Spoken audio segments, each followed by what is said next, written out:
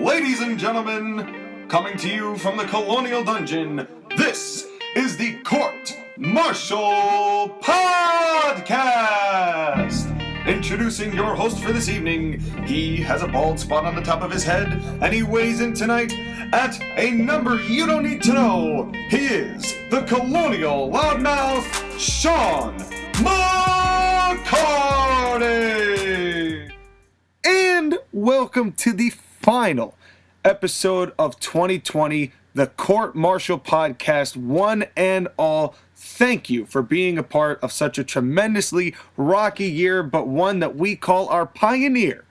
I am your Colonial Champion, Sean McCarty, joined, as always, by the man of the hour, the man with the power, too sweet to be sour, the Bay Area Brawler, the one, Skylar Greenberg. Welcome back to the show, sir. Thank you for having me, my friend, and I have some news I want to announce to you. Yeah, of course. You are going to be getting a news segment come the new year. Yes. Well, I can happily report that me and Alberto Del Rio have murdered Santa, and his nice red coat makes for a great rug in front of my fireplace. Okay. Well, that's how we're starting today, folks. We are ending 2020 with a bang, because that's the kind of quality programming that you're going to get. And I do not want to know what happened to Santa. I'm not going to have anybody investigate into that. I'm not pressing any sort of panic button whatsoever. Instead, we're going to talk about drudgery to finish off 2020.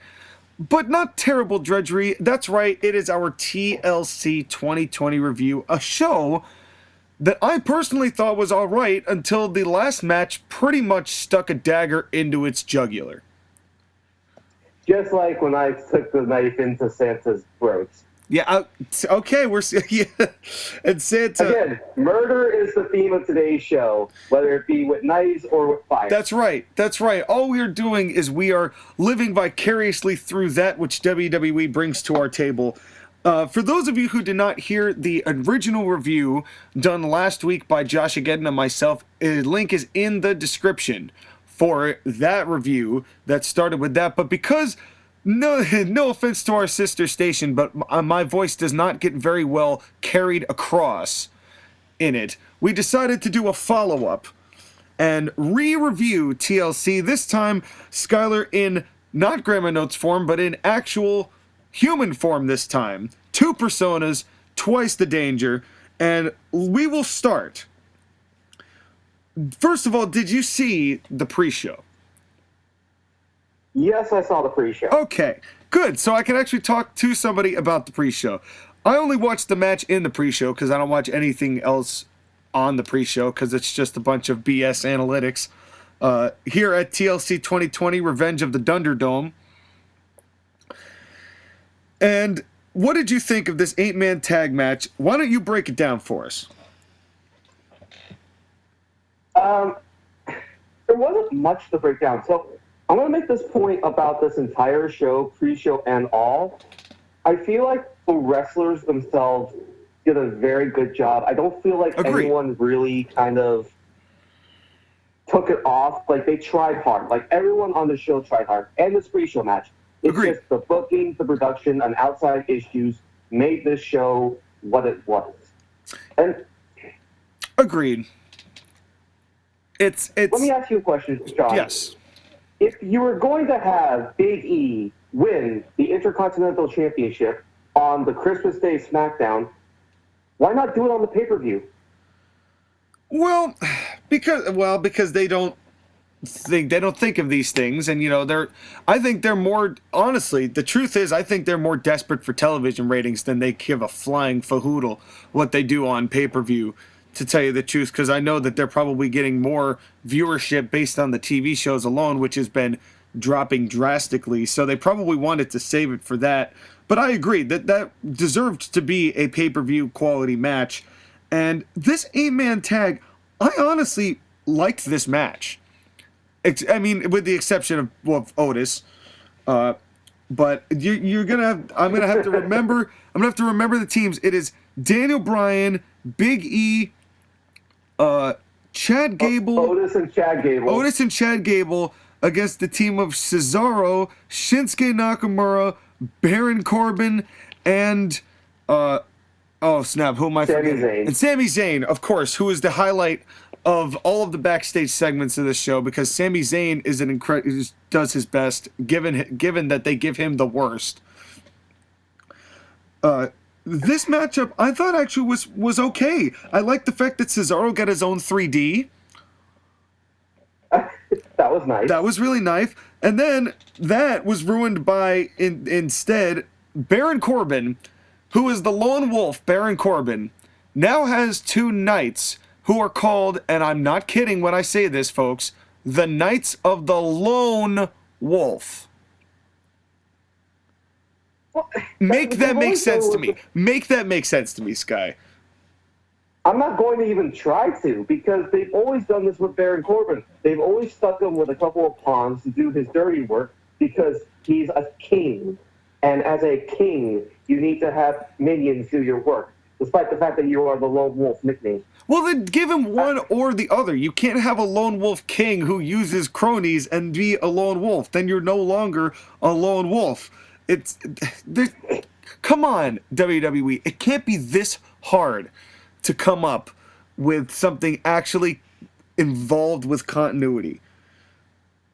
It's not even necessarily that. They're just lazy about it. Yeah. No, that's what it is. It is, honestly, it is, this match itself was not lazy. I think they all did really good. But one thing I noticed about Big E, I'd really like for him to change his in-ring gear. I don't think that the bright colors suit him anymore. I mean, I know he's doing the highly animated, like, derp violin thing, but, like, I personally believe that because they broke them up and they want to push Big E to some degree, it's kind of like when Kofi was WWE champion. It just doesn't fit the magnitude of what they're going for with him. And from that little moment of him getting real intense during that promo later on, I feel like he could change his gear, even if it's just the color, to better match what he's going for. So you think he should kind of go back to those singlets he used to wear when he was with Dolph Ziggler and AJ Lee? Either like that those or maroons, those grays? either that or maybe go into trunks. You know, not a full-fledged, you know, maybe those trunks that have like a little bit. I guess I don't know why this is the first guy that came to mind, but like the Gregory Helms kind of trunks.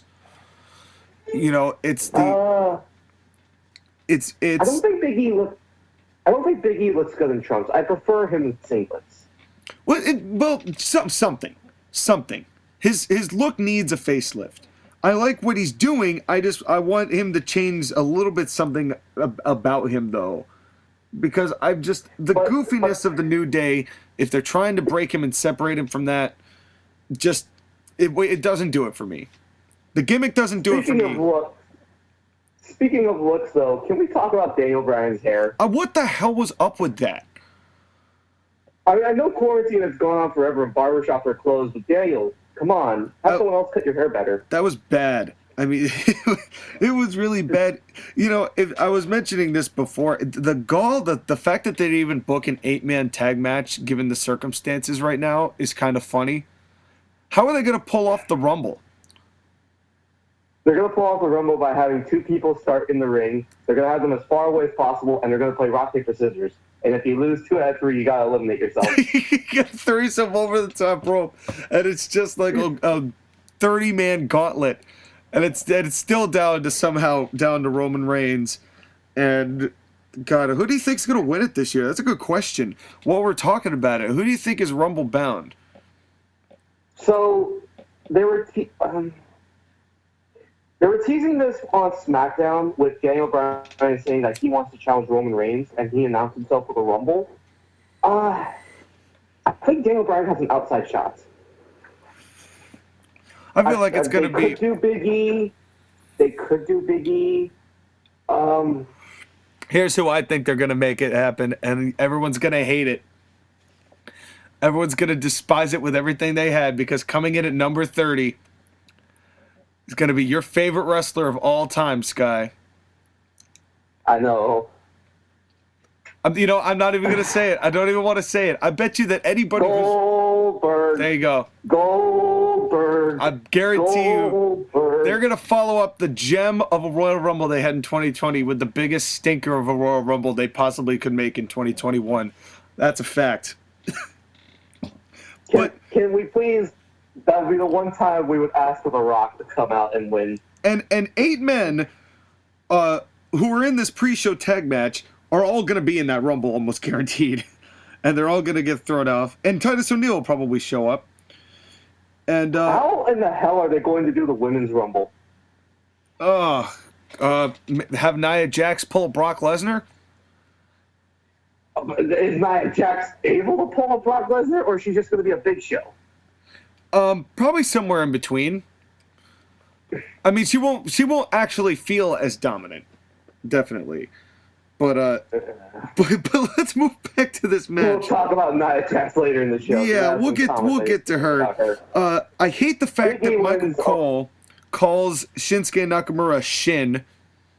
He's not a leg bone. He's a human being. You couldn't call him like Nakamura or Knox or Shinsuke. I mean, it's not that long of a name to have to abbreviate. Right. It kind of feels like all of these guys here deserved a better stand in this, because this was actually really well done. And then there was Otis and Baron Corbin, who... Oh, I think Corbin was fine. Like, he didn't do anything offensive to me. Anything that was bad about Baron Corbin is just the way he's been pushed and the way he's been presented. Yeah, his presentation is really taking a hit. Remember Constable Corbin? I'd rather not. Talking about having a good guy and a good heel worker and not knowing what the hell to do with him. It's kind of sad, actually. It's even worse with Otis because you're trying to force him to be likable, and you're trying to force him to be someone that you could say, hey, look at him. He's a good mid-card jobber guy. Let's have him be in the main event in the world title match. I give credit to Otis, though, because there was a moment in this match when Otis got hit by something, and he was falling. And the way he was falling, if he had continued to fall straight down, he would have fallen on Shinsuke Nakamura's head and probably crushed his skull. But Otis saw that and tilted his body ever so slightly, so he didn't do that and fell instead to the right, and I noticed that. And I thought that was really good ring awareness by Otis to make sure he didn't hurt Nakamura. So props to you. I don't give many of them to you, but that was well done. But you're still the Grappling winner for Worst Male of the Year, yes. 2020. Yeah, it doesn't change the fact. But this ended up combusting into what an 8-man tag usually is, which is just a bunch of sequences of moves and then, of course, a finisher. But I did like the finish. I liked Big E getting that win over Sami Zayn after Sami Zayn was doing his best to stay out of the ring. Sami Zayn has got to be one of the most underrated heels in WWE right now. He is. I get very annoyed by the chicken shit heel persona that he has. I mean, it's a staple of wrestling heels, and I understand it. I just hate it. I think that he's being creative with it. I think that the finishes that they give him and the kind of outs that they try to give him are actually pretty creative for that kind of persona and that kind of gimmick that he's working. And I think that his speaking ability has so much improved from when I first saw him. And the finish was good. I think that it was this was a pre-show match that was actually worth watching, which is not very often that you can say that. Because it was building to something. It was proving home the point that Big E can beat Sami Zayn, and it led to him winning the Intercontinental Championship on the Christmas Day SmackDown. And the fact that this match was actually kind of good is a good way of presenting the theme for the whole show, because that was pretty much how the rest of the show went until, the end. Right. Again, I think all the wrestlers did a very good job. Like, I didn't see anyone really. Maybe Shinsuke, because I think he was a little bit phoning it in, but I think everyone else was bringing it. Yeah. No, everybody was really trying. Kevin Dunn actually, I think, the cheers at the end of this 8-man tag was probably the first time in a while Kevin Dunn's cheers actually helped the show. And I'll give him a lot of credit. He didn't do anywhere near the level of chants, like fan chants, this show than he did the last show. And that was really helpful. So I'm glad Kevin Dunn learned from his mistakes. It only took him 7 months of fucking it up before he got it right. I know. But hey, you know what? If this forces Kevin Dunn to learn to be good at his job, then 2020 might be a surprise. because he's had to work this year. He's really had to work this year. Sure.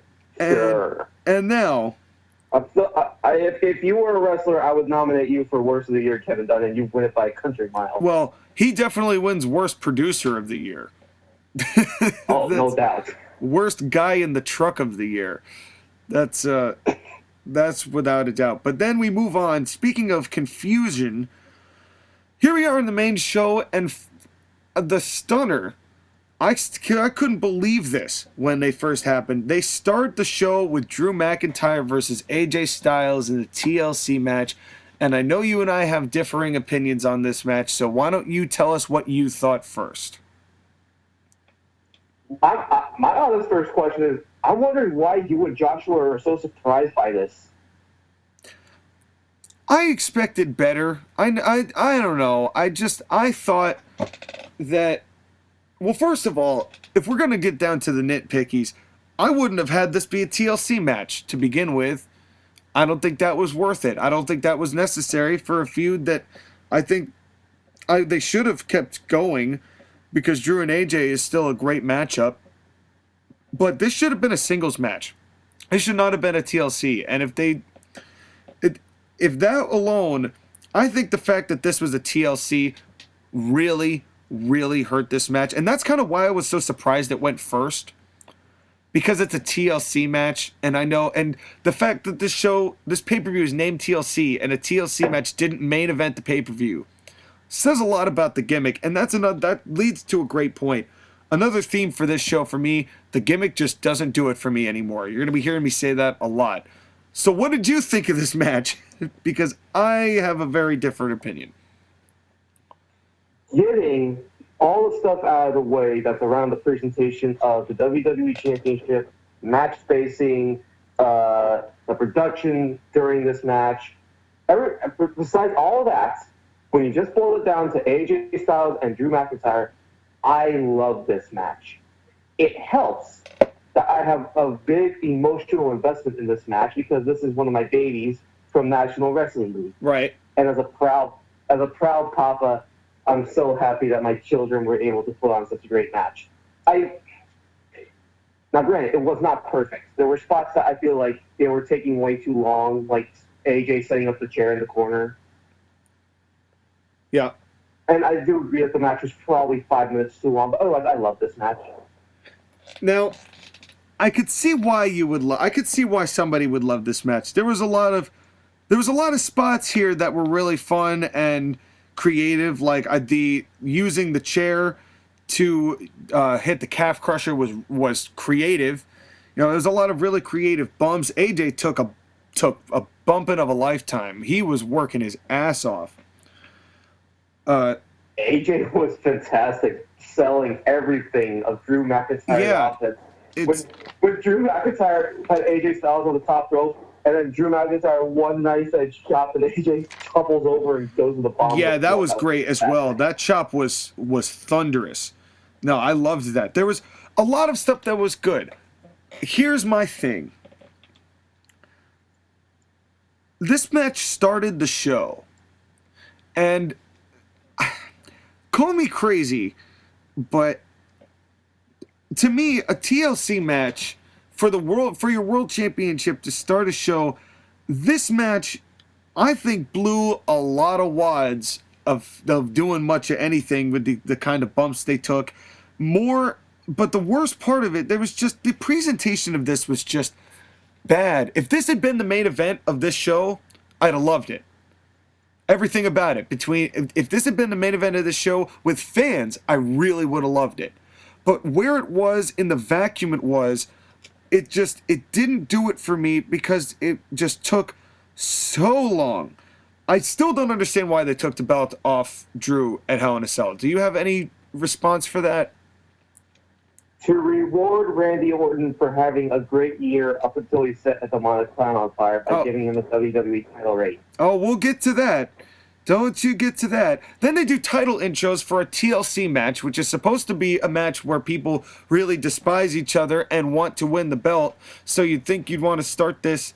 At first, when I was first at this moment, I was thinking this. You'd think you'd want a match like this to start hot, but I realized they saved that for Reigns and Owens, so I'm going to give that one a pass.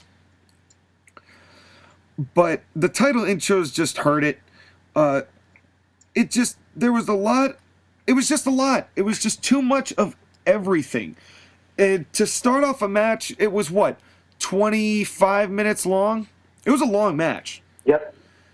It was a really long match, and it just, because it was just spots. I hate the fact that in every single Drew McIntyre match this year, they've always worked on the left leg.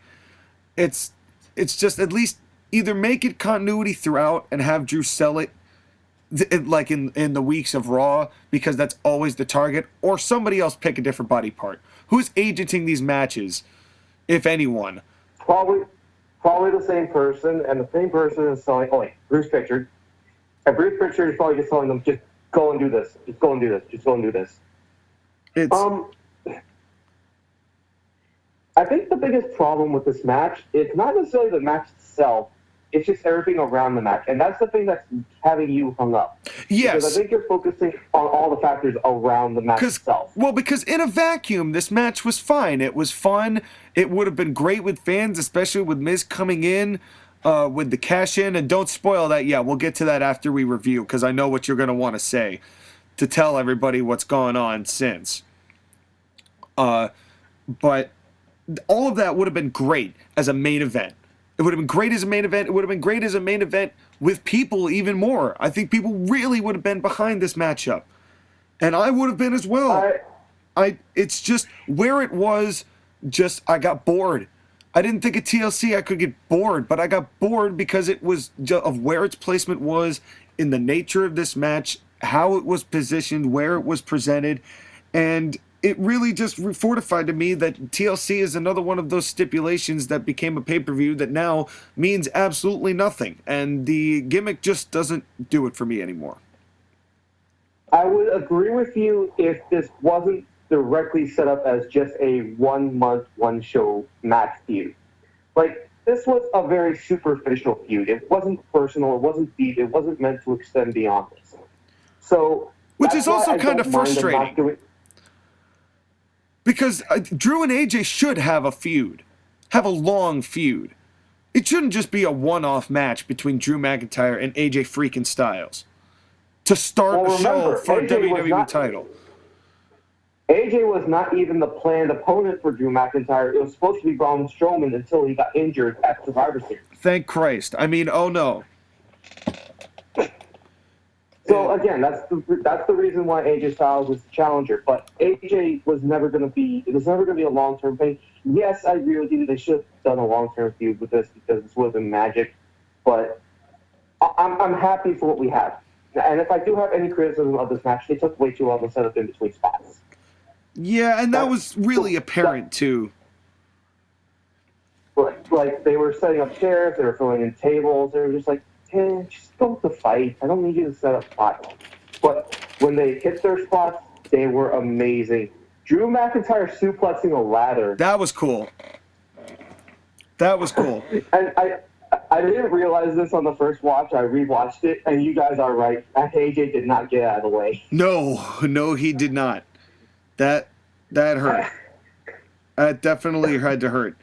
And yeah, it just the calf crusher through the ladder, that looked painful. Yeah, but that was another one where the setup was so excruciatingly long. And that was another thing too. It's just there was a lot of that kind of thing that just kind of took me out of the moment. Like, for example, and this is the note, I mentioned this a couple times tonight.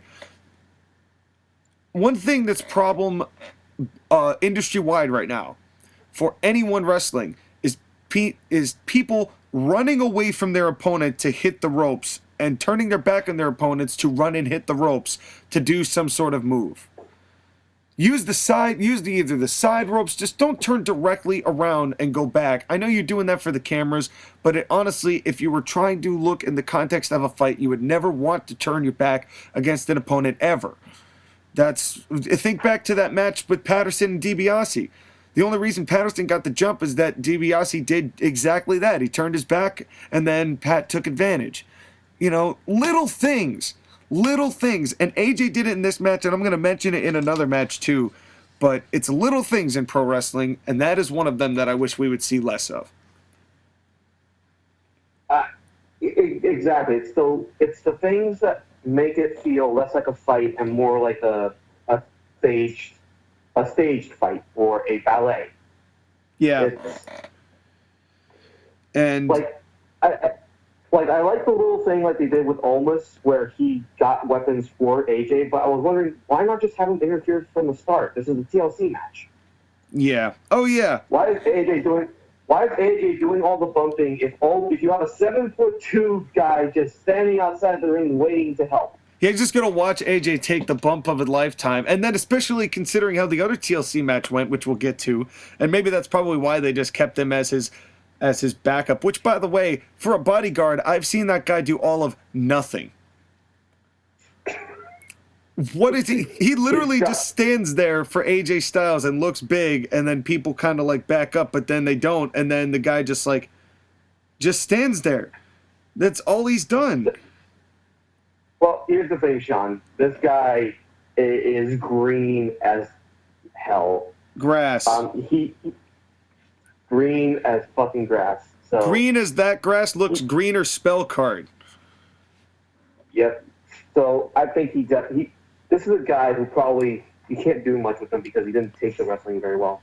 Yeah, well, he's good at standing. There's a lot of standing and staring. There's a lot of people who are just standing and staring, collecting a lot of money, and this guy's one of them.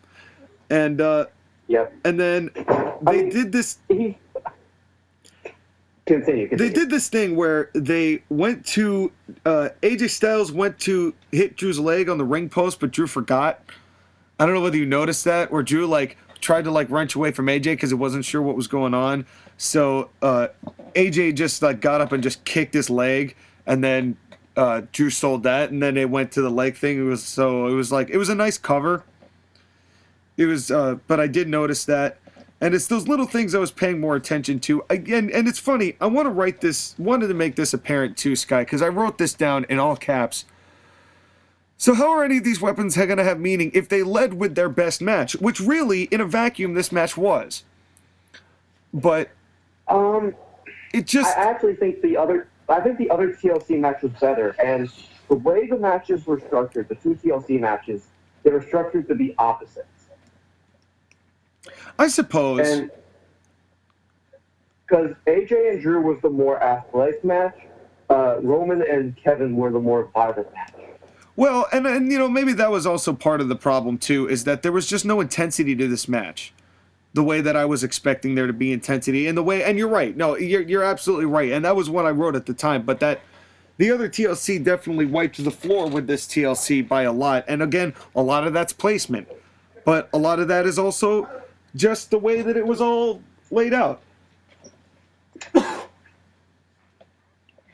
And, right.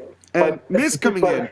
You want to add more intensity to it? Let's add a Money in the Bank cash in, a gimmick on the gimmick. Well, this I didn't hate, but it made no sense because it doesn't give you any advantage at all to put yourself in a triple threat match, no matter whether both guys are down or not. It made no sense to do that. Miz, you are not Seth Rollins, and you're never going to be Seth Rollins. But it wasn't even it all went down like a fart in church because Morrison didn't look excited to even do anything that he was doing there. Who looks like a total idiot. I felt so bad for him because that's what he came to WWE back for. To be the Miz's stooge. To be the stooge for the guy who's less of a star than you. Cool. Almost picking up Miz like a small little child that he is and doing the most basic slam you could think of through a table. And then there was also, I forgot to mention this before, when there was AJ Styles was in the ring and Drew McIntyre was down and he got a chair and he threw the chair at Styles and hit him square in the noggin. And that was how you throw a chair Sammy Guevara. That's how you make it so that nobody looks and nobody actually gets hurt. If only they had actual lessons at AEW. I know, because that would because that was pretty much the thing. And then Miz just didn't have any hustle in this match. Miz joined the match to make it a triple threat, but it didn't feel like a triple threat. He didn't even feel like he wanted it. It's just... And, of course, this pretty much buries what's left of the Money in the Bank stipulation, in my eyes. Let's talk about what the Money in the Bank went through this year. It was at the top of Titan Towers in a gimmick cinematic match that led to just a ring in the middle of the top of the Titan Towers, so it was basically just still a match. Men and women fighting at the same time. Men and women fighting at the same time. Baron Corbin getting upset that Asuka was trying to get her own briefcase, which made no sense. Then it got knocked off and fell in Otis's hands. It got taken by Miz in a match where Tucker betrayed Otis in a one-off betrayal that we never saw anything of after that. And I'm pretty sure that Tucker is now gone. I mean, he just disappeared into the void. Tucker has been buried so far. He now currently is on main event. He's in the damn portal. And Yep. And then the Miz goes to cash in a triple threat that bears no advantage to him, and then is unsuccessful. And then now, Sky, what happened on Raw? So Adam Pearce, five-time NWA World Champion Adam Pearce, goes up to Miz and Morrison, calls them both scum, and then says, "But you were right on technicality that Morrison was the one that handed the briefcase to the referee, not Miz. So I'm here to return your Money in the Bank contract." which is the most ridiculous out I've ever heard on the face of this earth. That's... If The Miz had won, would he have to give the WWE title back to Drew McIntyre? But it made this match that much worse that they followed it up with that. And it's just, as a main event with people, it would have been awesome. But as a Thunderdome opener, it sucked ass. I'm sorry, but it did. I was happy by the end of this match because I thought it meant no more Money in the Bank Miz. But no, we just have to give The Miz back the Money in the Bank contract. And that's the thing. Me and Sean both like The Miz. We think he's a good guy. I do. We think he's a decent wrestler and a decent character. In no fucking way should he beat Drew McIntyre. Yeah, it's kind of tough with the two world champions they have at the moment. Because in another world or against another champion, I'd be all for Miz cashing in on somebody. But with these two guys, it's not going to feel right.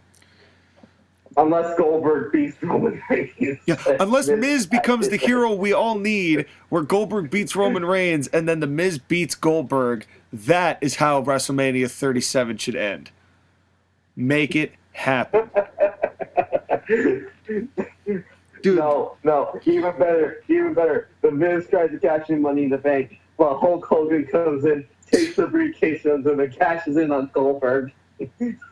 Yeah, but then the Miz would get the briefcase back again, because he's not the one who cashed it in. Wait, what if Hulk Hogan challenges the Miz to a match for Money in the Bank on the next Raw? What if they just do a never-ending loop of other people cashing in for the Miz, so the Miz never loses the Money in the Bank briefcase all the way through to Money in the Bank, where he wins Money in the Bank again and goes through another year of other people cashing in his Money in the Bank until he finally wins it. Make this happen like 2 years long until he finally wins the belt. I'm actually tempted to draft Miz now for National Wrestling Book and do that gimmick. All right, well then let's move on from this match before it gets get any worse. In all seriousness, Drew McIntyre, he throws AJ Styles off the ladder, then does a beautiful Claymore kick right to Miz's face and wins the championship, as he should. Oh yeah, Drew was gonna win this match no matter what, which is also the ridiculous part about Miz cashing in. It's like we all know they're gonna keep it on Drew at least for now. Although you never know Drew McIntyre anymore. was not in the main event, and because he wasn't in the main event, he was gonna win. That's right. And so That's right. this company. By the way, you want to know his next challenger? Is it Jinder Mahal? It is the limitless one, Keith Lee, next week on Raw. Oh, okay. That's a bit early, don't you think? I'm fine with it because Keith Lee beat Sheamus in a one-on-one to earn the right. And I feel like Sheamus is going to fuck it up, so maybe it leads to another match at Royal Rumble. Yeah, I'm imagining that we're going to see Drew McIntyre and Sheamus next, which I'm all for. I would love a Royal Rumble match between Drew McIntyre and Sheamus. That might end up being the match of the night. Hell, I would not mind those three in a triple threat because that's a lot of beef. Well, don't forget you gotta have who would be a good one there? Oh yeah, you gotta have referee Hulk Hogan. Yeah, I was gonna say you gotta have somebody like Sami Zayn go and try to cash in for the Miz, and then the Miz lose again, and then him get his belt again. And this all leads to John Morrison winning the WWE Championship with the Money in the Bank cash in. Oh, that'd be great. But until then, we've got Carmella versus Sasha Banks for the SmackDown Women's Championship. This match was actually pretty solid, I thought. How about you? Now, going from a match that I have total emotional investment in both guys and really want to see a great match, I could not care less for this one. I understand, because with the amount of emotional love, this would be like your cool-down match.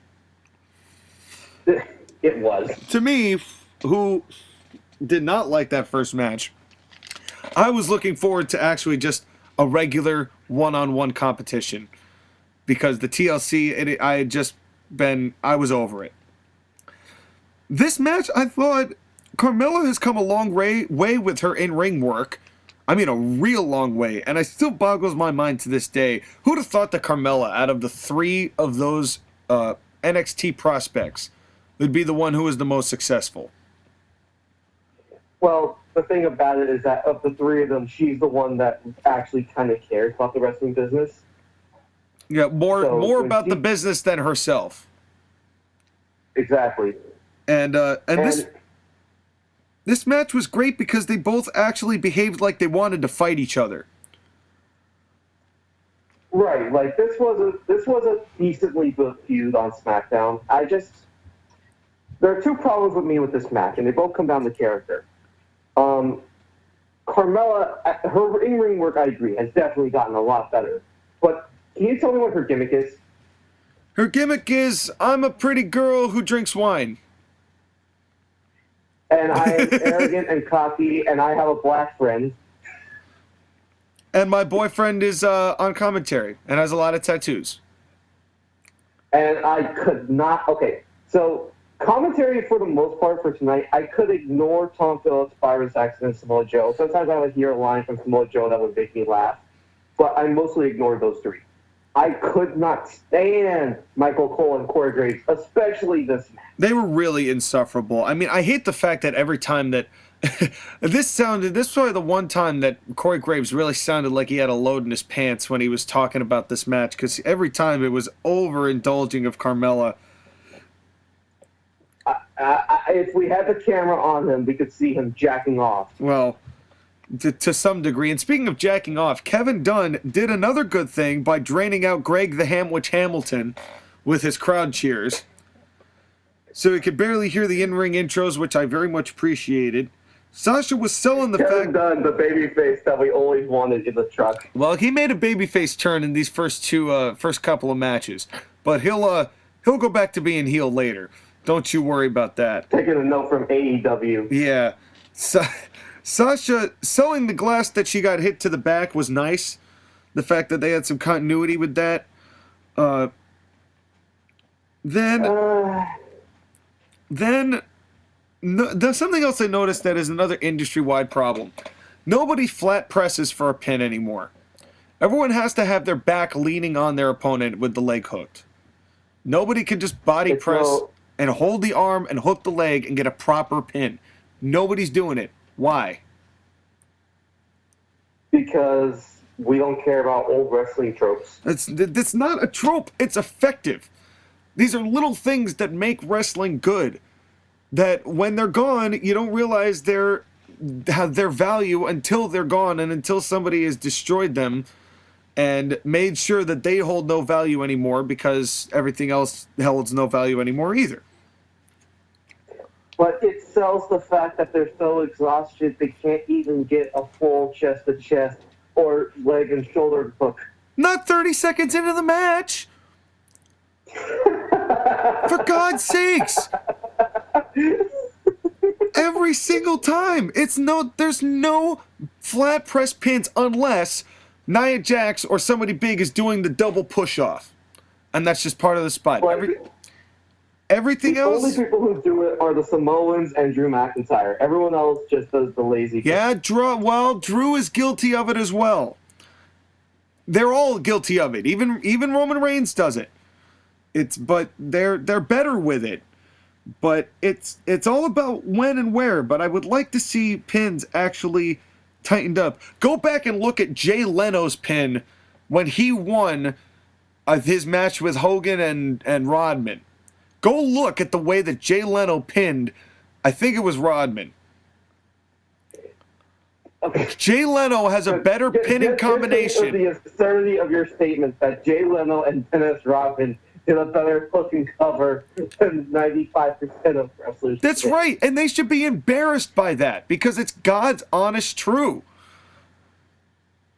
But everyone looks that Jay Leno was wrestling. Nobody's looking at the fact that Jay Leno had better basics than 95% of wrestlers nowadays. Yeah. Sad. This leads into my second question. Sean, what makes Sasha Banks a babyface? She's got blue hair. What else? Carmella's a mean person. What else? Carmella has a sommelier called Reginald. That's about Carmella. What about Sasha Banks specifically? I got nothing. That's the point. She's just... I could not care she's a boss. whether or not Sasha Banks won because she does not have a character. She is just Sasha Banks. And unless you are a Sasha Banks fan, and there are a large number of those, and they're passionate, and I'm not going to say anything about them, but I need something more other than it's Sasha Banks. It's Sasha Banks. Okay, what makes her likable? Well, because she beat Bayley, and Bayley is actually tremendous as a heel. So she made Sasha Banks look good, and now Mella is just, no offense to Carmella, but she's not as strong a heel as Bayley. You know? And that's kind of an issue with a wrestler when you have a rival and you wrestle someone else that's not your rival. And that's kind of the problem with, like, Johnny Gargano and Tommaso Ciampa, is that once they got done with their feud, anyone else they wrestled didn't have that same intensity, didn't have that same level, because I'm sure they wrestled guys that were just as good, but you didn't have that extra oomph. I would say that's less the case for Ciampa, but definitely the case for Gargano. Because they protected Ciampa a little bit more than that, as far as who he's faced. Exactly. But that's the thing, is that Sasha, now that she's on her own and she's wrestling other opponents, she needs to do other things to make herself more likable. And one of the things that is not going to do that is her doing the Three Amigos and the Frog Splash. Now listen, I don't mind her doing the Three Amigos. I don't mind her doing the Frog Splash, although I would rather Kevin Owens do the Frog Splash and Sasha Banks not. But here's my issue. WWE, stop bringing up Eddie Guerrero every time someone does a frog splash, because it destroys any chance of the attention of the star being the star. Now everyone's thinking... It's not even specifically everyone. It's just Sasha Banks. They're the only one... They only talk about when Sasha Banks does the frog splash or when she does Three Amigos, because Eddie was her hero. Just like Eddie. You know, it's like, yeah, but then they do that with Dominic Mysterio and Rey Mysterio. When he does stuff, they mention Eddie with him all the time. You know, it's like they need to stop because it's hurting their own wrestlers. Need I remind people that Eddie Guerrero's been dead for 15 years, but feels like a bigger star than 95% of the roster today. Yeah, it's actually ridiculous. And the reason why is because you keep bringing him up. Let people shine on their own. Yeah, but that being said, Carmella looked much better. I liked the fact, I don't like the name Reginald, but I like some of the interference he made, although there was some where there was like, even Michael Cole was like, that can't be, no, the assisted Hurricanrana. And that felt like it should have been a disqualification. Yeah, and even Michael Cole said something. Michael Cole's like, that's got to be illegal, doesn't it? And the fact that Michael Cole is calling you out on your BS says a lot. This could have been a little thing, just a little thing. But Carmella could have flirted with the referee, like maybe she has her hand around his chin and do a little pat on the head. Like that would sell her gimmick more, that she is a seductress and she will use any and everything that she possibly has. Carmella, you foul temptress. but that's the thing. That's a heel move. Like seduce the referee. Yes, yes, and this was, and then Corey Graves, of course, at the end of this match, which I thought was going pretty well, says the ultimate cliche. Number one of the night.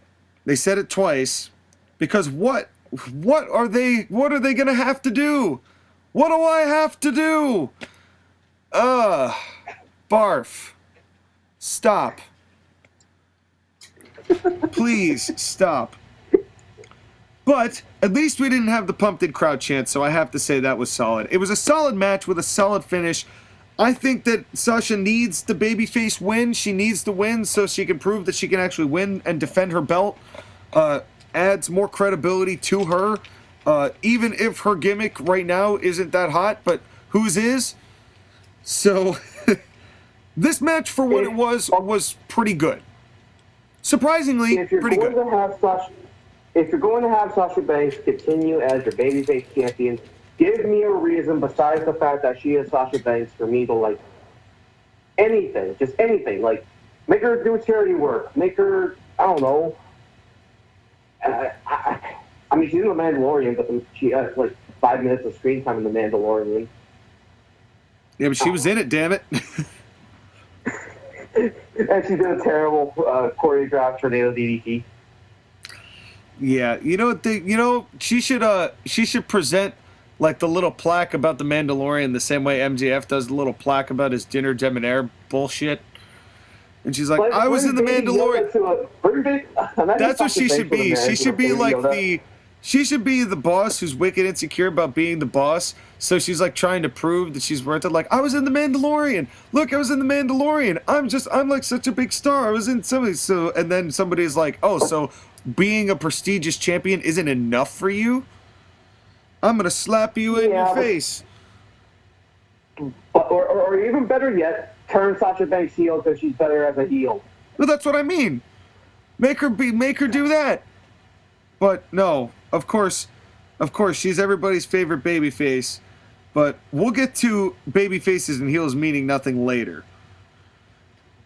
Up next is the New Day against Cedric and Shelton Benjamin for the Raw Tag Team Championships. Let's start with you.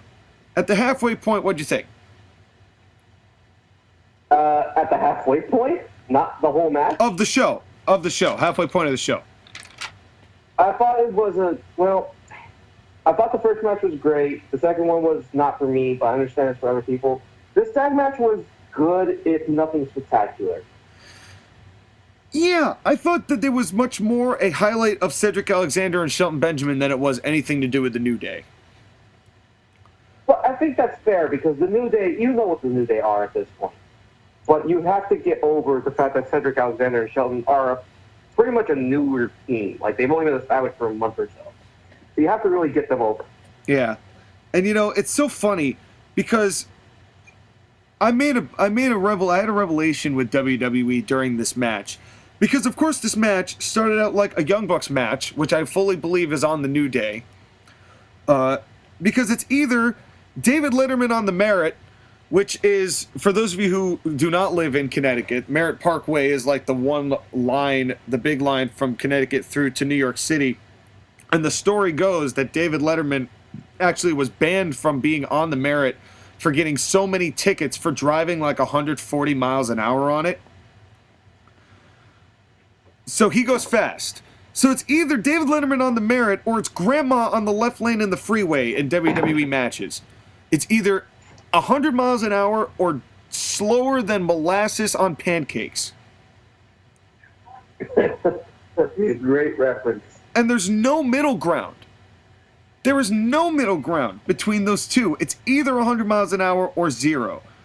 I love the fact that MVP gave Cedric Alexander water. That was such a non-heel move, but it was such a great manager move at the same time. It's the little things. It's the little things that the Hurt Business are doing right. It is. And recently, I've got to say, I nearly put, if we were going to do, as far as Grapplies, the worst or the most regressed tag team this year that wasn't the Young Bucks, I would have to say the New Day, because they've been doing a lot of things that have been very reminiscent of Young Bucks matches that have just, of recent, I've been turned off by New Day matches. Is it more? Who do you think it's more on? Is it more on Kofi or more on Xavier? I think it's both. I think it's the way they structure the matches. Again, where are the agents? Where are the people helping guide these matches who are saying, all right, just start 100 miles an hour? Who's telling these guys that this is the thing to do? Is there somebody telling them this is the thing to do, or they're saying go out there and be ridiculous? Now, can I counter your point and attempt to try and put logic into this? Not before I mention that the New Day did a backslap tag. Continue. I know, and now you granted against backslap tags. Whenever I see one, I'm just like, I cringe a little bit. Yeah, because once again, it's the little things, but once you notice them, you can't unsee them. I know, and You can't starting to wish that unsee you never mentioned these things.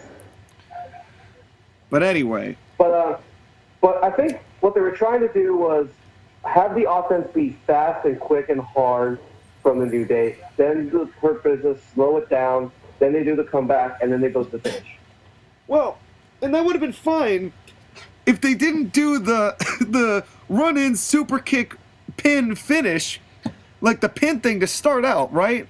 The thing where the guy comes charging in. Young Bucks move?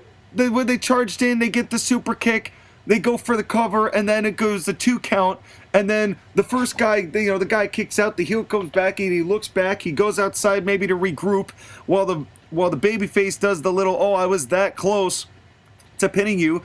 But instead of any of that happening, they did a 2 count, they kicked right out, and then they just went into a whole bunch of shit. So it would have been really nice, but they drove literally right by it. Okay. I have to agree with you on that one. Yeah, it's like, there were moments, it's like if they could have not started, they had the tool to not start this 100 mile an hour, and still did. And I didn't understand the beginning of that, and it was, again, it just ended up being a bunch of spots by the New Day, and I was like, all right, so you're doing your thing. You did it again. They did a springboard, and then he ran away to do the springboard. Ran away from the opponent. And again, I couldn't get into this until the heels took over, and Shelton Benjamin and Cedric Alexander started looking really good. It didn't help that Kofi and Xavier's offense was not very crisp. But I thought that Cedric and Shelton both did great offense. I felt both of their offensive moves, they felt like they hit more. They felt like it was actually doing damage. Yeah. I think the New Day, they're just putting in too light. Yeah, and it could be complacency because they've been on top for a long time. Kofi had his major run. It could be just, it could be a lot of backstage stuff too. There's a lot of, the morale is not very high in WWE nowadays, and that could be spilling into performances too. And I'm not saying that that's the case. 10-time tag team champions, the New Day. Yeah, obviously their record speaks for itself. And speaking of records, speaking of people coming a long way, Joe has gotten a lot better at commentary, but I do have a healthy critique of Joe. Joe tries really hard to add energy to otherwise a lifeless commentary booth in Tom Phillips and Byron Saxton, but sometimes he adds more excitement onto moments that do not need that level of excitement. And he's got to find a Where- balance of when and where. Well, where did he do it in this match specifically? I think it was before. It was somewhere in the middle. It was somewhere like in the middle of the match, like as the heels were getting the heat, and it was like nothing was really even happening. And Joe, I can't even recall the specific moment, but I do recall having it happen. And then Xavier Woods tries to break up a pin, and it looked bad. It was sloppy by Xavier Woods, and then this finish. The hot tag went, and the hot tag was fine, and it got better after that. And then the hot tag went a little long, and then this finish. I'm going to overlook the fact that they did a back slap tag, because the point of this, even though it would have been a lot easier to just touch the hand, there are easier ways to do that, to touch the hand, but I'm gonna overlook the back slap tag to make this happen, just because I want to talk more about the finish itself. Cedric backslap tags Shelton Benjamin so that he can hit Cedric Alexander's big Alexandria Tower and Thing Inferno Lumbar check. Slam from outer space. Lumbar check. Lumbar check. Number 4. And he goes for the pin, and he gets the pin, and they win the tag belts, and I just don't understand the reason why we, after Cedric Alexander hits his Alexandria Towering Inferno top of the outer space Mark IV, why we have to tease dissension so early with this group that now has all the belts? If they're eventually going to have Cedric Alexander be the person that is the breakout star, I would understand that, but why not do it when they lose the title? Yeah, like, do it later. Now when they win the titles and now they're trying to be this reign of dominance, they have 3 championships, they're on top of the world, Lashley looks great, the Hurt Business, I was mentioning it, are easily the best thing to come out of 2020 WWE, in my opinion. Drew McIntyre's tremendous, but I mean, we always knew he was tremendous. The creation of the Hurt Business this year was one of the best things that WWE has got going for it. Why this dissension was teased now, when there's so much more that they can do and should do, just didn't make any sense to me. Because it feels like this is too much too soon. They could save it for down the road when they really need to or really can. Yeah. It just... I don't know. There's just no need to hotshot this. There's no need to hotshot this like this. But the end result is good. I think the fact that they won the titles is still good. Because now I'd like to see New Day break up and all brawl with each other. No. Yes. No. Yes. It's done. The New Day is 7 years old. I think we've already gone through the entire day. It's time for a different day. Sean, I am tired of stables breaking up. I would just like one stable to stay together, because it's been 10 years. It's what makes the New Day different. Then do what Booker T and Goldust did, and then decide just like, look, our careers are in different places. It's nothing personal. It doesn't even have to be a fight. But let's. I think they literally did that with Big E. Why can't they do it with Xavier and Kofi? It's time to go our separate ways, and that's it. And then Kofi could turn heel anyway, which would be great, because I think Kofi is a tremendous heel, or he would be a tremendous heel. Now, well, yeah, I suppose. Now, Sean, let me propose something to you, and I want to get your opinion on this. Okay. Bobby Lashley wins the Royal Rumble and challenges Drew McIntyre. What is the U.S. title now? Champion Option C? Champion versus champion. Both titles on the line. What do you think? It would probably go first on the show. And Drew McIntyre would probably win. No, what would they do? Okay, I have a thing for you. What would they do a 2-night WrestleMania again? I would be down for them doing a 2-night WrestleMania for the rest of the time they've ever do WrestleMania. Because the one thing that I hate WrestleManias going 7 hours. It's too much. Right. Like, you could have Drew McIntyre and Bobby Lashley main event night 1, and that's still a main event. Yeah, that was one of those things that Lucha Underground I thought got right when they did Ultima Lucha, and they'd have it be over 3 days. It's it's a lot easier to palate that, and then you give proper matches proper finishes. But plus, you could turn it into a festival. Why not have WrestleMania just be one day? Why not have it be a weekend? Well, and Why considering not have it be that a whole week? it's already pretty much a whole week. I mean, from when they come in and everybody does their thing and they got all the fans, I think that they really could do 2 nights and it would be absolutely fine. And they probably make more money once fans are in the building. What's better than main eventing and selling out a stadium once? Doing it a second night. And you could do that with WrestleMania. You totally could. You totally could. Even with wrestling's dwindling popularity, you could easily get 2 full shows, unless they really muck up the booking. Well, 2020 was not inspiring. And so let's see speaking what happens to the rest. And speaking of, we get this next match. You talk about not having an investment. It is the Women's Tag Team Championships. Shayna Baszler and Nia Jax, Team Be a Star Spade people. Against the Rolling Spades. I don't know. The Rolling Spades. That's mean. That's mean. Going up against Asuka, everyone's favorite, not Japanese schoolgirl, but is approaching levels that direction based on her regression. Japanese Banshee. And the one person I really was gonna hope just showed up as not a tag team and pretty much any other time than this. Charlotte, but we got to complete the goddamn Grand Slam, so I wish we could have replaced Asuka in this match as well. That's how much Asuka has lost favor with me. Bow down to the Queen. The Velcro belts will never not suck. I agree with you there, but that is very low on my list of things I have a problem with in this match. Well, what do you got? Can Asuka just go away for 6 months just like Charlotte? That'd be great. I would love that. I do not want to see Asuka for 6 months. I'm at the point where I don't want to see Asuka ever again.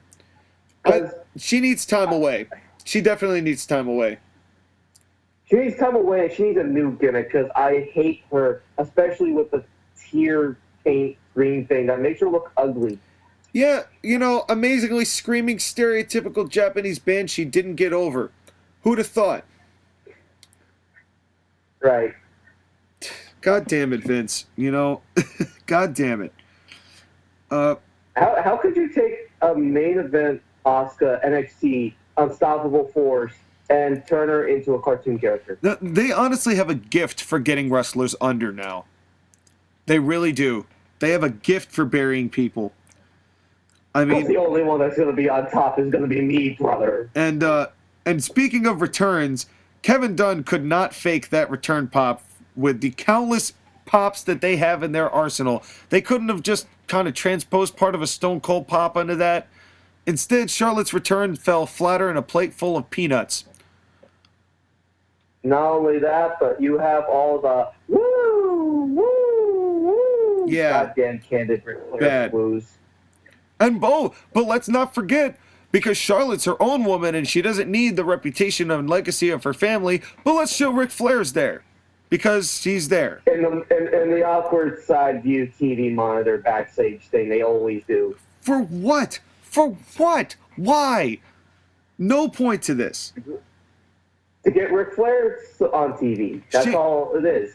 Ric Flair is contractually obligated to be on TV in 2020. Oh, God. And Shayna versus Asuka in NXT was great, but here was bad. Shayna's strikes look softer. Like they told her to actually lighten up, which is worse.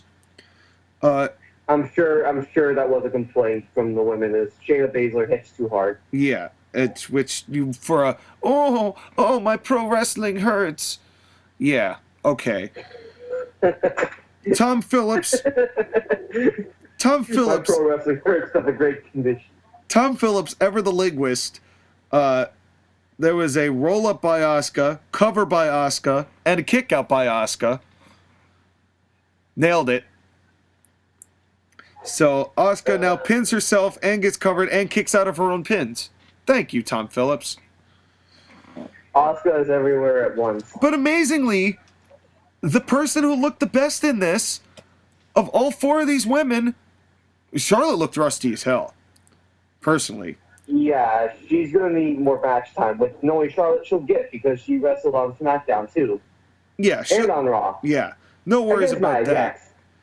But Nia Jax, honestly, if Nia Jax knew how to be safer, I think we'd be regarding her much better. If they didn't book her to oblivion, we'd be looking at her much better. If they had her actually be in NXT for years to train before coming up quickly. But in all fairness now, she knows how to work her size. Other women do not know how to do that. She knows how to work her size. Charlotte did one match I wish we would get, but we never will. What? Nia Jax versus Nyla Rose. Honestly, who goes over? Yeah, exactly. You make a good point. Exactly. You make a good point. I always double count out. Double count out. Oh yeah, that's what the fans want, baby. They want them dusty finishes, boy. And we got a little bit of dusty, baby. And so anyway, so Charlotte does a moonsault, which she does in every single match, and I hate it because she does it in every single match. She did a thigh slap tag. And then one with the worst finishing move in the history of history, the natural selection. It's not that bad. It's bad. It doesn't look like it does anything.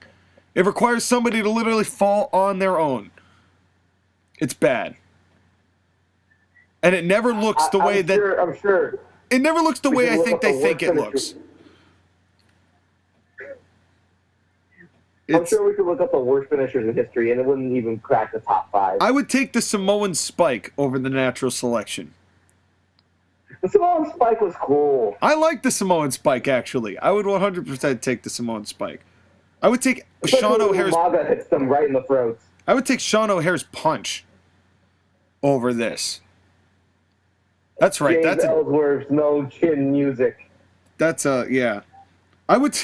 Oh no, I can't say that. I was gonna say something, but that would be sacrilege. I was gonna say I'd rather take Orange Cassidy's kicks, but I can't say that. No. I can't say that. No. Can't do that. No. Couldn't do it. Couldn't do it. That's number 1 on the worst finishers. That's right. Well, it's not even a finisher, but it's still bad. It's still bad. Anyway, so then they do this 2020-2021 CGI BS that's voiced by Braun Strowman. It was just It was an abomination. And then we move on to the match of the night. Now, before we get there, let's talk about the interview with Paul Heyman earlier in the show after the TLC match. What did you think of that? I don't think for a second that I don't think that Paul Heyman has watched a lick of NASCAR in his entire life. But he's such a wordsmith that he knows the concept enough, or he's seen enough of it to know how to lace it in and make it seem like a halfway connectable promo. Paul's being Paul. That's the thing. NASCAR fan Paul Heyman, he's not the hardcore fan that likes the wrestling. He just likes the crashes. Well, I mean, you ran ECW, so I see where your inspiration came from. Yeah, I did not believe for a second that Paul Heyman knows a lick about NASCAR, but to be fair, I don't either. But I would also call BS on him knowing anything about NASCAR. But it was still a good promo. The match, of course, being Roman Reigns versus Kevin Owens for the Universal Championship in the TLC 2 Electric Boogaloo. And one thing I will mention before we get to that about Paul's promo, I like how he started it by saying, like, what do you think? I'm just going to stand here and tell Kevin Owens my strategy? No. That was good. And also him insulting Kyla Braxton by saying aesthetic over confidence EIC. That was brilliant. In a tactful way. Thank you for insulting Kyla. That was done in a tactful way. This match... Yep. Also, I happen to notice that when he said the line, he kind of looked at her entire body, including her ass, before he said the line. Oh, of course. Of course. I'm sure that was all Paul, but I'm not gonna say one way or the other. But this match but should have been the main event. Should have been the main event. hands down, because this was the match of the night. This was a tremendous match. Started hot, had a personal feud to it. Their video packages are always great. This one was great too. However, all I wanted for Christmas was for Owens to get better ring gear, and I like Owens and also so for him to much. stop using the damn stunner. I like Owens so much. But this is like the one thing that I've unilaterally agreed with Vince Russo on, is that Kevin Owens needs better ring gear. I hate him wrestling in shorts. I've always hated it. I always will hate it, and I would like for him to get a tan, which would also be nice, because he is painfully pale, especially around his arm flab areas. Well, here's the thing, Sean, is that he's Canadian, and they don't tan, they burn. I would rather him... Well, there are a lot of other people who don't tan, but they tan. You know, there is technology available to Kevin Owens. Even if he looks... specifically with... Even if he looks like one of those wilty clementines that you get in the box, I would still rather take that.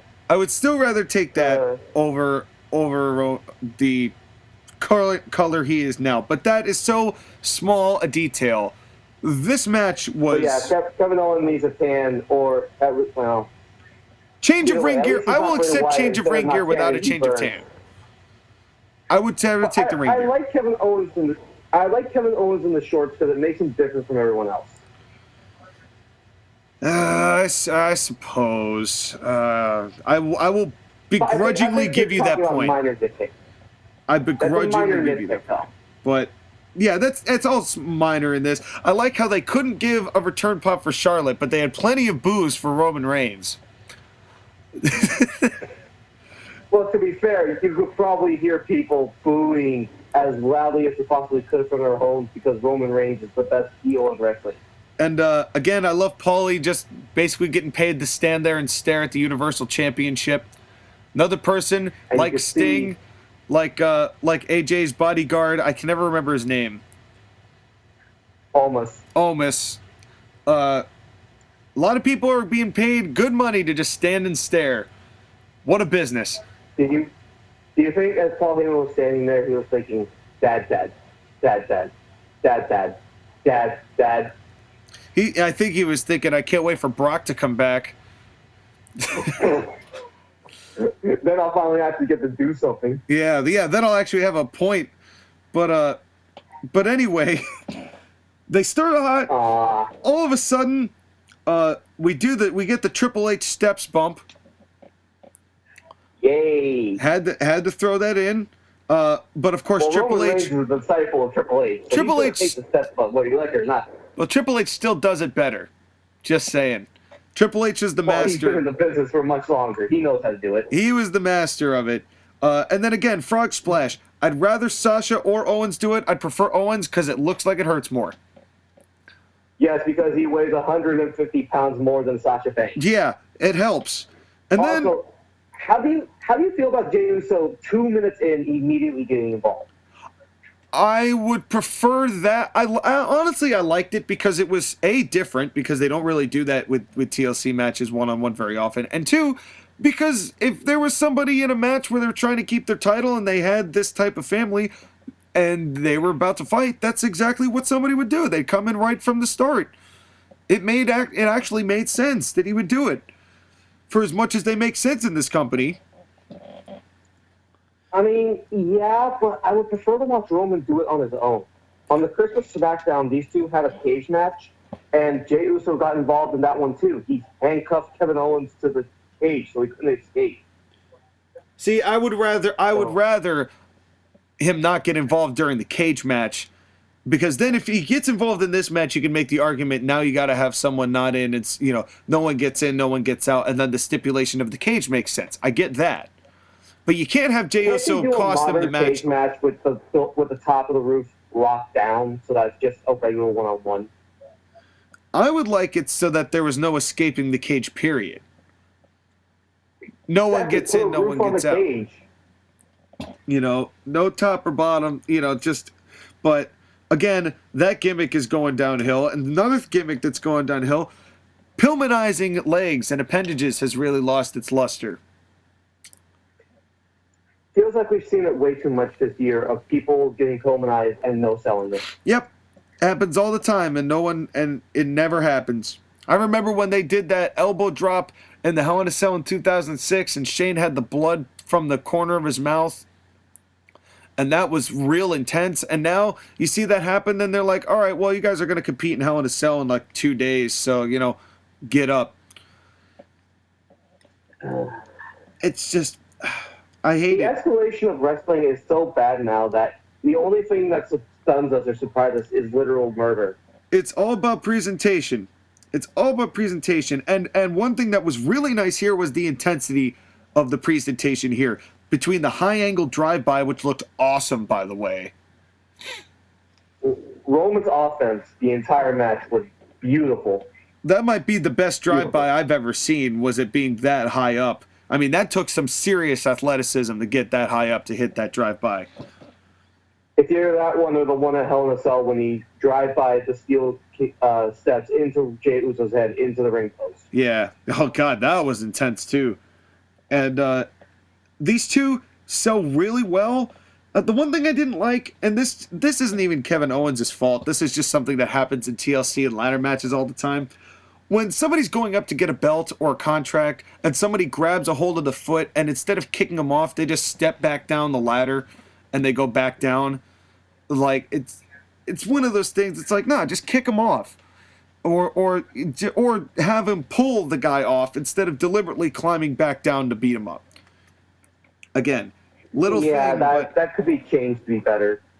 But pretty much everything else in this match, the only thing I didn't like, this was where Kevin Dunn started to irritate me because they do way too many close-up shots of Roman Reigns' teeth. They paid damn good money for those teeth, and you're going to look at them, Sean. Yeah, well, for God's sakes, boy, we saw more of those teeth than we did of fucking Drew McIntyre earlier tonight. So Roman Reigns' teeth are more over than Drew McIntyre is. And then on our list of WWE pay-per-view bingo, we could check off the announce table spot because that got finished off. At least they saved it for what was supposedly the best match on the card. Yeah, no, they did. And then, of course, Cole, being the masterful commentator that he is after being here for 20-some-odd years. 23. Gives us the greatest line of the night where there was a powerbomb through a ladder, table. Right? It was through a table. Actually, no. He said spine buster through a ladder. Spine buster. He said spine buster. Spine buster through a table. It was a powerbomb. Yeah, through a ladder. It was a powerbomb on a ladder, and he said spine buster on the table. So just going over, like it's his first day on the job. And then there was this Roman Reigns hit a Samoan drop on a table that was so cleanly cut that it was like, oh, come on. Come on. Yeah. But and then he did a standing rock bottom, and it was not a choke slam, Joshua. It was a standing rock bottom. That's what I thought it was. And this match, again, just started going a little long, but that's... You would think that with the short attention spans of their audience, instead of making it the continuity that's the shortest, they would just shorten the match length. That would probably help out because this kind of did feel like it was dragging. Yeah. Although they would do spots occasionally that would drag me in. That spear through the table that was set up in the corner, that table obliterated. It destroyed in the millions of pieces. Yeah, and Owen's selling of it where he's just like slouched in the corner. I thought that honestly should have been the finish. That Owen should have just stayed there hunched in the corner and Reigns got the belt like that. I don't think they needed the barricade spot, which again, you could check that off WWE's pay-per-view bingo. At least the barricade spot made Roman Reigns bleed a little bit, getting some color. Well, Reigns also got Bob Hollied there with another one of those table pieces that he got put through. But the low blow... At least it wasn't as bad as Bob Holly, but hey, the juice was very much appreciated. Very much appreciated. I'm like, you know what? I will take it. All the hard rate juice this year has been really, really nice. It's been in the right Yep. spots, in the right places, and it hasn't been really harmful. So I'm appreciative of the little times that we've gotten it. Even when Drew McIntyre earlier tonight, he got juice from AJ Styles' face by slamming it into a ladder really hard. Yep. Unintentional. Unintentional, but glorious. And I liked the low blow guillotine finish. I thought this match was still... John, call it what it was. Call it what it was. It was a dick punch. Yeah, it was a low blow. But you know what? Punch to the dick, He punched his dick. Thank you. That's pretty much when you're the world champ, that's what you got to do. Honestly, this was... If the show had ended here, I would have said it was actually halfway darn decent. It was a 2.5 hour, well, if you count the pre-show. Basically 2 hours and 45 minutes of good stuff. Yeah, if you had ended the show here, I would have really enjoyed it. Probably would have gotten a 7 out of 10 for me. Probably maybe more. I was leaning towards 6 out of 10, and I was going to go up higher if they, and then we have our show's closer. Not a TLC match here on Tables, Ladders, and Chairs. Oh, no, no. It is a Firefly Inferno match between the two chemistry hounds themselves, the guys who have more chemistry together than a brick and a stick, Randy Orton and The Fiend, Bray Wyatt. Have there ever been a good Inferno match? I thought the match with Kane and MVP was not bad, but it's kind of a crap gimmick.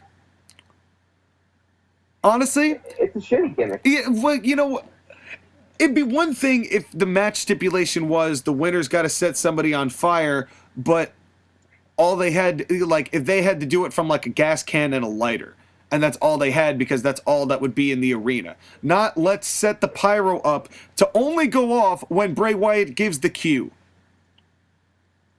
Right, like, what was the point of the first 5 minutes of the match when the point of the match is to light your opponent on fire, and the first 5 minutes you're doing chain wrestling, and your signature moves, and finishers? Well, because they have to, that was a whole thing to unload there. Because in-ring announcer B, I forget his name, sounds so cheery setting this up. He's like, oh, the following is an Inferno match. You guys are going to have to set each other on fire. And it's like, guys, it's like, wow, way to sell the moment. Orton comes out in a tracksuit that you'll never see him wrestle in again. It's a rib on us that we did not get to see Randy Orton naked. These entrances, I'm not even going to touch that one. These entrances took 8.5 minutes to get done. Triple H was so proud of his boys. I couldn't do it. I fast forwarded through all 8.5 minutes. I couldn't do it. It was way too long. Way too long. Oh, come on. Triple H and Undertaker have retired now. We need to have new guys who take up an entire half an hour with entrances. Then make them in two separate matches that don't happen to cause a charisma and chemistry vacuum like these two have. Then The Fiend doing anime cells from the punches. I've really kind of soured on The Fiend because it's getting a little too cartoony now, as if it weren't before, but even like... Especially now that we've been exposed to it for as long as we have last year. And then The Fiend does a head palm shoot-off to Randy Orton, which I also noticed, and then that got nowhere. And then they go into a whole set. Why do these two always have to spam finisher setups during their opening 2 minutes of their match? Because they have to try and get excitement into what is otherwise a no chemistry match. Yeah, it's bad. But they have to wait for the... But of course, they can't do anything yet because Bray Wyatt hasn't signaled for them to turn it on in the back until he does his, oh, I'm a big fiendy demon, and then everything gets set on fire. Then... No, it gets better. It gets better, because then Bray Wyatt sets a leather strap on fire, which nearly catches him on fire, so he has to drop it real quick. They had a Sister Abigail chair, which of course is always at ringside during every single wrestling event that they put on. Get that there to set that on fire. as Bray Wyatt as he does the gas and puts the trail up, and then they do a very, very cut and choreographed light the thing on fire. Then Randy Orton gets out of the way. Then the chair gets set on fire. But it was so slow. And then the chair has no blood on it. And then when the fire gets on the chair, it starts having blood on it. And then the Fiend starts laughing, but behind his clearly not moving head, so it's clearly a fake laugh. And the timing didn't line up either, so you know that it was pre-cut, that the clips were cut. So Kevin Dunn showing that he cannot make it seamless, that this was a pre-cut. He can't even make a B-movie horror movie. And the Kevin Dunderdome, the Dunderdome really killed the mood as well, having all those fucking derpy faces staring there during what's supposed to be this really intense match. Just shut them off. Just make it just the two of them in the fire. I would rather have that than this. But somehow, this felt like Randy Orton and Bray Wyatt's best match.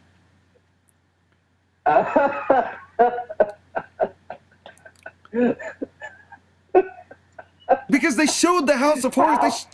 They showed all their garbage matches prior to in the video package, stuff that I would not have wanted to bring back up, in my opinion. But they brought all those back up, and it just reminded me how bad all of their matches were before this, and this was somehow the least crappy. But wait. Then Bray Wyatt uses his fist to uses his mandible claw to try and lure Orton into the flames, but Orton just quickly turns it around, and then Bray Wyatt gets set on fire, and I almost forgot, before I get to this, as Bray Wyatt is walking past the chair that's on fire, he taps his fingers on it, so what if he had gotten set on fire there, and then the match was killed? Dumbass. Well, then, dumbass of the year. By the way, they wasted a perfectly good chair by setting it on fire. Yeah, that was, well, but not even in a way that made sense. Not even in a practical way. And so anyway, then Bray Wyatt gets set on fire. There's no bell, by the way. This match is still going on as we speak. There was never a bell. No. You're not selling this correctly, Sean. Allow me. So Randy Orton puts the Fiend back into the flames, and the Fiend starts catching on fire from the back. There's no bell. Randy Orton runs because he doesn't want to get set on fire himself. Then the Fiend proceeds to stand there for a good 10 seconds while on fire. And like any other sane person, he doesn't try to go to stop a drop and roll. He doesn't try to get any sort of fire extinguisher. He runs into the ring to attack Randy Orton. Randy Orton RKOs him, and then the Fiend goes to the ground, and there's still fire on him. They do a quick cut to Randy Orton's face, and then when they come back, the fire's already out on the Fiend. So we have just set a demonic clown on fire, and the only way to get him to go down is not actually setting him on fire by hitting him with an RKO. Oh no, that's not quite true though. Because it is you, in fact, who done sell it incorrectly. Because then Randy Orton decides that that's not enough. That an RKO beating out fire is not enough to beat the Fiend. So he goes to grab a gas can, and like a moron, he opens up the cap and takes a big sniff. I guess to prove that it's gas, further proving that wrestlers do not know how to handle basic handyman equipment. Maybe that's the first time that Randy Orton has ever grabbed a gas can in his entire life. And it very well could be. And then he opens it up. He doesn't even use the nozzle right to pour the gas onto Bray Wyatt, which is no longer Bray Wyatt because it's obviously a dummy at this point. Orton stares around. Everyone's saying, no, don't do it. No, don't do it. No, no, no, no, no, and screaming, even though we all know that those three are in the room, not 15 feet They're away. Not even in the room. The announce table was moved, and all three of them are probably in the back commentating on this. But it's like, and nobody, not a referee was out there to stop Randy Orton. Not one referee gave a damn about Bray Wyatt. I guess nobody cares about Bray Wyatt anymore because they're not a referee, not a woman, not a man. Wrestler, not authority figure. Nobody tried to stop it. No police, no FBI agents, nobody. As Randy Orton just sets what's obviously a dummy on fire, and then to make it even worse, The pyrotechnics just go haywire, which is even cheesier because that's just Kevin Dunn just jacking off, basically. Randy Orton poses in front of... Randy Orton does his pose. Randy Orton poses in front of the haywire fire, and that's the end of the show. Why? Why any of this? So, do you want to know some information on Raw that makes this even worse? Yeah, we might as well go into another news segment. Let's hear it. So on the first Raw, they have Alexa Bliss swinging from a chair, saying that the Fiend's not here right now. He's been eaten by the earth, but soon he'll be back, and you may not like what you see. So the first week is actually smart. They're teasing the idea that the Fiend's going to come back, but in a different way or a different form, and that would be a good way to write off the Fiend character, right? That would make sense. Do you want to know how they fuck it up? Always. The following week, on Monday, Night Raw, which would have been the 28th, Alexa Bliss starts saying that she misses the Fiend and she wants to go home. So she tells Randy Orton to set her on fire. She puts gasoline around her and on top of her and gives him matches. And then Randy comes to the ring and says he's not going to do it. But Alexa Bliss slaps him. And then Randy gets mad. The Fiend lights go off. And it's darkness, and Randy Orton lights a match, and the announcers are telling him not to do it, not to set Alexa Bliss on fire, and then cliffhanger, and they end the show. Amazing. Did he set her on fire? Who shot Johnny Bravo? Who killed Mickie James and pushed her in front of a train? Find out next week on Dragon Ball Impact. So we're going to end this year with Randy Orton murdering 2 people. Definitively murdering one person, being alleged in a murder before we find out what happens on the edge of the show. So with the potential murder, attempted murder in one degree, and actual murder in the other degree. What a way! I guess this proves a lesson that you can get away with murder as long as it's on supernatural psychopaths. Well, also proving the point that I believe that Randy Orton murdering things that the fans had liked is a perfect metaphor for why WWE is in the shape it's in. And it's not even about the Fiend, because he's been dead and buried for some time now, ever since losing to Goldberg. But this was a good show with a really, really, really bad finish. Overall, Sky. It left a sour taste in my mouth that I couldn't enjoy the rest of the show. Whenever I have to talk about this show now, everyone's going to bring up, and Randy Orton also set a clown on fire. Oh, right. Murder. But not just murder, cheesy murder. Which is the worst kind. It's the murder most foul. Is the cheesiest. What's the worst one? This one or the Impact wedding kit angle? I would say the James Storm pushing Mickie James in front of a train angle is probably the worst of that bunch. But this is pretty downright bad. Well, it could be this, or it could be a zombie biting Hikaru Shida on AEW Impact. New Japan Pro Wrestling World AAA match. I think that's a good way to kind of wrap up this show and wrap up the year for us, is that 2020 was not kind to the wrestling business at all. And it's self-inflicted.